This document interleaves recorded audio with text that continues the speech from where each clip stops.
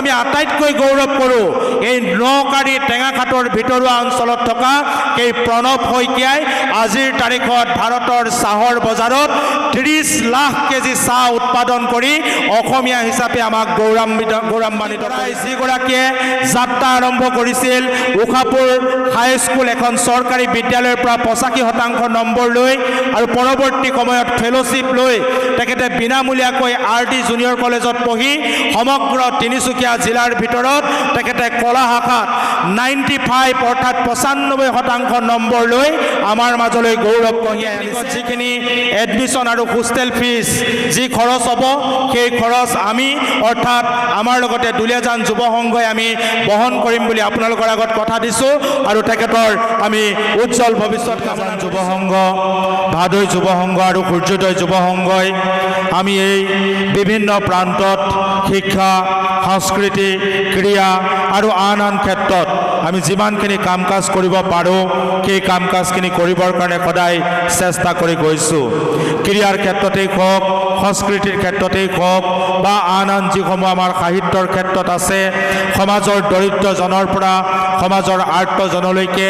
আমি যিমান পাৰোঁ নিজৰ সাধ্যৰে ৰাইজৰ সঁহাৰিৰে সদায় আমি কাম কাজ কৰি যাবৰ কাৰণে চেষ্টা কৰিছোঁ আমি যুৱ সংঘৰ তৰফৰ পৰা কেইবাগৰাকীও ছাত্ৰ ছাত্ৰীক আমি পঢ়া শুনাৰ খৰচৰ উপৰিও আপোনালোকে আজি যিদৰে হুইল চেয়াৰ প্ৰদান কৰা দেখিছে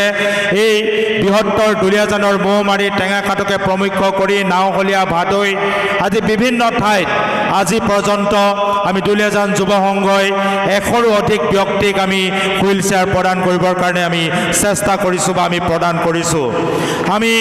এনেকুৱা বহু আৰ্তজন আছে যাৰ মূৰৰ ওপৰত এখন চালি নাই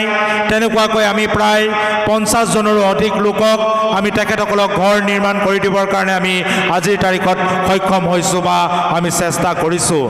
যিসকল ছাত্ৰ ছাত্ৰী মেধাৱী তাৰপিছতো তেখেতসকলে বিভিন্ন ক্ষেত্ৰত তেখেতসকলৰ শিক্ষাৰ ক্ষেত্ৰত হেঙাৰ স্বৰূপ থিয় হৈছে সেই হেঙাৰ প্ৰাচী দূৰ কৰিবৰ কাৰণে আমি তেখেতসকলক আৰ্থিকভাৱে বা পঢ়া শুনাৰ খৰচো আমি বহন কৰিছোঁ আমি আৰ্তজনক কাপোৰৰ যোগান ধৰিবৰ কাৰণে জয়ানগৰত এটি কাপোৰৰ বেংক স্থাপন কৰিছিলোঁ আৰু সেই কাপোৰৰ বেংকৰ জৰিয়তে আমি প্ৰায় বহুকেইখন গাঁৱত ৰাইজে দিয়া কাপোৰ আমি নিজেই দিয়া কাপোৰসমূহ আমি প্ৰদান কৰিবৰ কাৰণে চেষ্টা কৰিছোঁ এতিয়া কাপোৰৰ বেংকটো কিছু অক্ষত অৱস্থাত আছে কাৰণ বহু লোকে তাত বিভিন্ন ধৰণৰ বেয়া কাপোৰ দিয়াৰ কাৰণে ভাল কাপোৰসমূহ নষ্ট হৈ গৈছে গতিকে অনাগত দিনত পৰিকল্পিত ৰূপত সেই কাপোৰৰ বেংকটোকো আমি আগবঢ়াই লৈ যাবৰ কাৰণে চেষ্টা কৰিম আজি যে আপোনালোকে ইয়াত দেখিবলৈ পালে দুগৰাকী বিশিষ্ট ব্যক্তিক আমি নিমন্ত্ৰণ জনাই আনিছোঁ প্ৰতি বছৰে আমি এই কৃষক বঁটা প্ৰদান কৰি আহিছোঁ শিপিনী বঁটা প্ৰদান কৰি আহিছোঁ বিগত বৰ্ষত আমি যিগৰাকী কৃষক বঁটা প্ৰদান কৰিছিলোঁ সেইগৰাকী টেঙাখাটৰ ঘুমতাল নিবাসী সোণোৱাল ডাঙৰীয়া সেই ঘুমতাল নিবাসী সোণোৱাল ডাঙৰীয়াক আমি যি 10,000 টকা ইয়াত মাননি প্ৰদান কৰিছিলোঁ সেই মাননিৰে তেখেতে আপেল বগৰীৰ খেতি কৰিছিল আৰু সেই আপেল বগৰীৰ খেতিৰ জৰিয়তে তেওঁ ভালেমান লাভৱান হ'বৰ কাৰণে সক্ষম হৈছে আজি যে ইয়াত দুগৰাকী ব্যক্তি আপোনালোকে দেখিবলৈ পাইছে মই প্ৰথমতে শিপিনীগৰাকীৰ কথা ক'ব বিচাৰিছোঁ এনেকুৱা হয়তো বহুত শিপিনী আছে যিয়ে নিজৰ ভৰিত থিয় হ'ব নোৱাৰিও নিজৰ ঘৰখন কিন্তু কাৰোৰ ওচৰত হাত নপতাকৈ মজবুত কৰি ৰাখিবৰ কাৰণে চেষ্টা কৰিছে তলৰ পৰা আমি চকীত দাঙি উঠাই আনিছোঁ তেখেতে চুচৰি খোজকাঢ়ে জন্মগতভাৱে দুয়োখন ভৰি তেখেতৰ বিশেষভাৱে অক্ষম আৰু সেই ডেকা বাইদেউ জিতামণি ডেকা বাইদেউ ভৰি দুয়োখন বিশেষভাৱে সক্ষম বা অক্ষম হোৱাৰ পিছতো তেওঁ কিন্তু কোনোদিন পাছলৈ থমকি ৰোৱা নাই চুচৰি মাটিৰ মাটিশালত তাঁত বৈ তেওঁ গামোচা উৎপাদন কৰি মেখেলা চাদৰ উৎপাদন কৰি নিজেই স্বাৱলম্বী হৈছে আৰু ঘৰখনকো স্বাৱলম্বী কৰিবৰ কাৰণে চেষ্টা কৰিছে গতিকে বাইদেউক আপোনালোকৰ আগত এই কাৰণেই চিনাকি কৰাই দিছোঁ যে আমি আচলতে কাম কৰি যদি আমি খাওঁ বা আমি যদি কাম কাজ কৰি আগবাঢ়ি যাব পাৰোঁ তেনেহ'লে আমাৰ মৰণ নাই আৰু বাইদেউৰ কাৰণে আমাৰ উৎসাহ আজি আমি বাইদেউক এখন হুইল চেয়াৰ প্ৰদান কৰিছোঁ, তেখেতক আমি তাঁতশাল প্ৰদান কৰিম, সামান্য এটা মাননি প্ৰদান কৰিছোঁ আৰু সমাজৰ আগত যে চিনাকি কৰাই দিছোঁ, এই চিনাকিৰ জৰিয়তে বাইদেৱে যাতে উৎসাহিত হৈ অনাগত দিনত আৰু তেখেতে 10 গৰাকী লোকক সংস্থাপিত কৰি এই বয়ন শিল্পৰ লগত জড়িত কৰাই যাতে আগবাঢ়ি যাব পাৰে, তাৰ কাৰণে বাইদেৱে চেষ্টা কৰিবৰ কাৰণে আমাৰ তৰফৰ পৰা ইয়াক সামান্য বাইদেউক উৎসাহ প্ৰদান কৰিছোঁ। আজি প্ৰণৱ শইকীয়া ডাঙৰীয়াক নিমন্ত্ৰণ জনাই আনিছোঁ। প্ৰণৱ শইকীয়া ডাঙৰীয়া আপোনালোকে দেখিছে যে 10,000 যিটো মাননি, সেই মাননিটো তেখেতে সন্মানেৰে গ্ৰহণ কৰিছে আৰু সেই মাননিটো পুনৰ আমাক যুৱ সংঘলৈ ঘূৰাই দিছে। আমি এই কথা উপলব্ধি কৰোঁ যে 10,000 টকাটো তেখেতৰ নিশ্চিতভাৱে প্ৰয়োজন নাই, কিন্তু শ্ৰদ্ধা সহকাৰে গ্ৰহণ কৰাৰ পিছত আমাক এই কাৰণেই উভতাই দিছে যাতে আমি এটা ভাল কামত সেই মাননি লগাব পাৰোঁ বা ভাল কামত সেই মাননি আমি খটাব পাৰোঁ। প্ৰণৱ শইকীয়া ডাঙৰীয়াৰ জীৱনী আমি দেখিছোঁ, তেখেতে আজিৰ তাৰিখত এগৰাকী প্ৰতিষ্ঠিত চাহ খেতিয়ক হোৱাৰ পিছতো টেঙাখাটৰ সেই নকাৰী সেই ভিতৰুৱা গাঁওখনতেই তেখেতে বসবাস কৰি আছে। তেখেতে এটা সময়ত দুলীয়াজানৰ অইল মাৰ্কেটত ফুলকবি শাক পাচলিৰ বেপাৰ কৰিছিল, টিংৰাই চাৰিআলিৰ বজাৰত শাক পাচলিৰ বেপাৰ কৰিছিল, বালিজানৰ বজাৰত গাহৰি কাটিছিল, টেঙাখাটৰ বজাৰত গুড়ৰ বজাৰ কৰিছিল। তেখেতে চাহপাত মানুহৰ ঘৰে ঘৰে চাহপাতৰ এজেণ্টৰ কাম কৰিছিল আৰু সেইগৰাকী চাহ খেতিয়কে আজিৰ তাৰিখত প্ৰণৱ শইকীয়া ডাঙৰীয়াই নিজৰ কষ্টৰ বলত, নিজৰ সাধনাৰ বলত আজি 2খনকৈ বৃহৎ চাহ বাগিচাৰ তেখেত স্বত্বাধিকাৰী, তেখেত 2টাকৈ চাহ ফেক্টৰীৰ তেখেত স্বত্বাধিকাৰী। আৰু আমি আটাইতকৈ গৌৰৱ কৰোঁ এই নকাৰী টেঙাখাটৰ ভিতৰুৱা অঞ্চলত থকা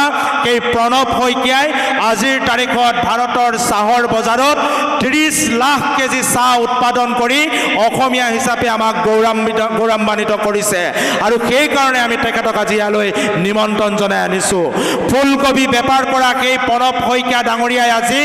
800 কৰ্মচাৰীক তেখেতে সংস্থাপন দিবৰ কাৰণে সক্ষম হৈছে। তাৰপিছতো তেওঁ নিজৰ গাঁওখন এৰি দিয়া নাই, তেওঁৰ নিজৰ মানুহখিনি এৰি দিয়া নাই। সেইগৰাকীয়ে হৈছে প্ৰণৱ শইকীয়া ডাঙৰীয়া। আমি আশা ৰাখিছোঁ প্ৰণৱ শইকীয়া ডাঙৰীয়াই তেখেতে সামাজিকভাৱে তেখেতৰ দায়বদ্ধতা যিদৰে পালন কৰিছে, আহি থাকিবলগীয়া দিনতো সেই দায়বদ্ধতা পালন কৰিব আৰু তেখেতে যিটো মাননি আমাৰ যুৱ সংঘলৈ ঘূৰাই দিছে 10,000 টকা, সেই 10,000 টকাটো আমিও কিন্তু কামত লগাব লাগিব। গতিকে এই মঞ্চৰ পৰাই আমি ঘোষণা কৰিব বিচাৰিছোঁ, দুলীয়াজান যুৱ সংঘ, ভাদৈ যুৱ সংঘ আৰু মধুটিং সূৰ্যোদয় যুৱ সংঘ আৰু আমাৰ লগত জড়িত যিসকল যুৱক আছে, মোকে কেন্দ্ৰ কৰি সকলোৱে আমি আজিৰ এই মঞ্চত আপোনালোকক কথা দিছোঁ, সেই 10,000 টকাটোৰে আমি আৰম্ভ কৰিম আৰু অতি কম দিনৰ ভিতৰত দুলীয়াজান আৰু ইয়াৰ আশে পাশে প্ৰয়োজনীয় যিসকল দৰিদ্ৰ সীমাৰেখাৰ তলত বসবাস কৰা লোক আছে, যিসকল দৰিদ্ৰ সীমাৰেখাৰ তলত বসবাস কৰে, সেইসকলৰ সুবিধা হোৱাকৈ আমি যুৱ সংঘ আৰু আমাৰ যুৱকসকলৰ তৰফৰ পৰা সেই 10,000 টকাটোৰে আৰম্ভ কৰিম আৰু আমি বিনামূলীয়াকৈ এখন এম্বুলেন্স সেৱা প্ৰদান কৰিম বুলি আপোনালোকৰ আগত আজি কথা দিছোঁ। গতিকে আপোনালোকৰ পৰা আশীৰ্বাদ বিচাৰিছোঁ, আপোনালোকৰ পৰা সহযোগিতা বিচাৰিছোঁ। অনাগত দিনত আৰ্তজনৰ কাষত থিয় হওঁতে, শৈক্ষিক ক্ষেত্ৰত আৰ্তজনৰ কাষত বা প্ৰয়োজনীয় শিক্ষাৰ্থীৰ কাষত থিয় হওঁতে, কাৰোবাৰ ঘৰটো ভাঙি গ'লে সেই ঘৰটোৰ মেৰামতি কৰাৰ স্বাৰ্থত আমি যদি কেতিয়াবা থিয় হওঁ, আপোনালোক প্ৰত্যেকেই আমাক সাহস দিব, সামাজিকভাৱে আগবাঢ়ি যাবৰ কাৰণে আপোনালোকে আশীৰ্বাদ দিব। এয়া আপোনালোকৰ শ্ৰীচৰণত আমাৰ সেৱা জনাইছোঁ আৰু আপোনালোকে অধিক আগ্ৰহেৰে এই বিহুখনত সদায় আহি উপস্থিত হৈ আমাক যি এজুলুকা সেৱা আগবঢ়ায়, তাৰ কাৰণে আমি সদায় নথৈ আনন্দিত হৈছোঁ। আমি প্ৰত্যেক বছৰে 30 গৰাকী আৰু এই বছৰ আমি 15 গৰাকী বিশিষ্ট ব্যক্তি যিসকলে সমাজৰ কাৰণে কাম কৰে, শৈক্ষিকভাৱে কাম কৰে, সাংস্কৃতিকভাৱে কাম কৰে, ক্ৰীড়াৰ ক্ষেত্ৰত কাম কৰি দুলীয়াজান এই সমষ্টিটোৰ বিভিন্ন প্ৰান্তলৈ গৌৰৱ কঢ়িয়াই আনে, তেনেকুৱা ব্যক্তিক আমি ৰাজহুৱাভাৱে সম্বৰ্ধনা জনাই আমি তেখেতসকলক আগবঢ়াই লৈ যাবৰ কাৰণে চেষ্টা কৰিছোঁ। গতিকে এই চেষ্টাত আপোনালোক প্ৰত্যেকৰে আমি সহায় সহযোগিতা আৰু দিহা পৰামৰ্শ কামনা কৰিছোঁ। মই দীঘলীয়া বক্তব্য ৰাখিব বিচৰা নাই। আমাৰ মাজত উপস্থিত থকা 3 গৰাকী ছাত্ৰ আছে, সেই 3 গৰাকী ছাত্ৰক আমি বিশেষভাৱে আমাৰ তৰফৰ পৰা সামান্য জলপানী আমি প্ৰদান কৰিবৰ কাৰণে আমি চেষ্টা কৰিম। গতিকে মই প্ৰথমতেই মঞ্চলৈ নিমন্ত্ৰণ জনাব বিচাৰিছোঁ কাশ্যপজ্যোতি বৰা, উষাপুৰ নিবাসী কাশ্যপজ্যোতি বৰা আমি তেখেতক মঞ্চলৈ আহিবৰ বাবে অনুৰোধ জনাইছোঁ আৰু কাশ্যপজ্যোতি বৰাক আমি কিয় বাছি আনিলোঁ আপোনালোকক এইটো কাৰণে জনাব বিচাৰিছোঁ বিভিন্ন ধৰণে আৰ্থিকভাৱে বা ঘৰখনৰ এটা পৰিৱেশ যিটো পৰিৱেশ আচলতে খুব আমি যিধৰণে ভাবোঁ এটা মধ্যবিত্ত পৰিৱেশৰ মাজত এটা পৰিয়ালৰ চিন্তাৰ মাজত থাকি কাশ্যপজ্যোতি বৰাই চৰকাৰী বিদ্যালয়ৰ পৰা প্ৰথমতে মেট্ৰিকত অৰ্থাৎ উষাপুৰ হাইস্কুলৰ পৰা মেট্ৰিক পৰীক্ষাত 85% নম্বৰ লাভ কৰিবৰ কাৰণে সক্ষম হৈছিল 85%। আৰু সেই কাশ্যপজ্যোতি বৰাই পৰৱৰ্তী সময়ত তেখেতৰ সেই ভাল শতাংশৰ কাৰণে ডিগবৈস্থিত RD জুনিয়ৰ কলেজত তেখেতে বিনামূলীয়াকৈ ফেলোশ্বিপ লৈ পঢ়িবৰ কাৰণে সক্ষম হৈছিল আৰু এই কাশ্যপজ্যোতি বৰাই যিগৰাকীয়ে যাত্ৰা আৰম্ভ কৰিছিল উষাপুৰ হাইস্কুল এখন চৰকাৰী বিদ্যালয়ৰ পৰা 85% নম্বৰ লৈ আৰু পৰৱৰ্তী সময়ত ফেলোশ্বিপ লৈ তেখেতে বিনামূলীয়াকৈ RD জুনিয়ৰ কলেজত পঢ়ি সমগ্ৰ তিনিচুকীয়া জিলাৰ ভিতৰত তেখেতে কলা শাখাত 95 অৰ্থাৎ 95% নম্বৰ লৈ আমাৰ মাজলৈ গৌৰৱ কঢ়িয়াই আনিছে। গতিকে মই কাশ্যপজ্যোতি বৰাক সন্মুখলৈ আহিবলৈ অনুৰোধ জনাইছোঁ আৰু আমাৰ কৰ্মকৰ্তাসকলক এখনি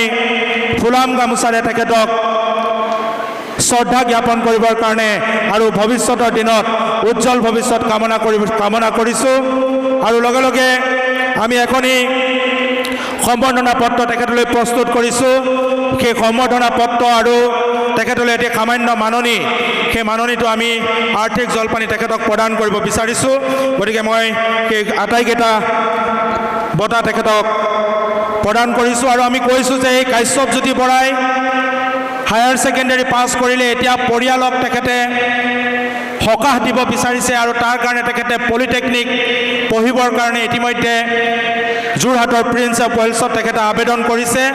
আৰু আমি সেইদিনাখন ঘৰলৈ গৈ তেখেতক কথা দি আহিছোঁ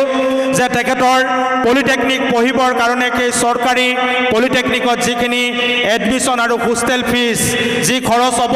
সেই খৰচ আমি অৰ্থাৎ আমাৰ লগতে দুলীয়াজান যুৱ সংঘই আমি বহন কৰিম বুলি আপোনালোকৰ আগত কথা দিছোঁ আৰু তেখেতৰ আমি উজ্জ্বল ভৱিষ্যত কামনা কৰিছোঁ যাতে আমাৰ অঞ্চললৈ আৰু পিতৃ মাতৃক তেখেতে সকাহ দি অনাগত দিনত গৌৰৱ কঢ়িয়াই আনিব পাৰে। গতিকে মই কাশ্যপজ্যোতি বৰাক ধন্যবাদ জ্ঞাপন কৰিছোঁ।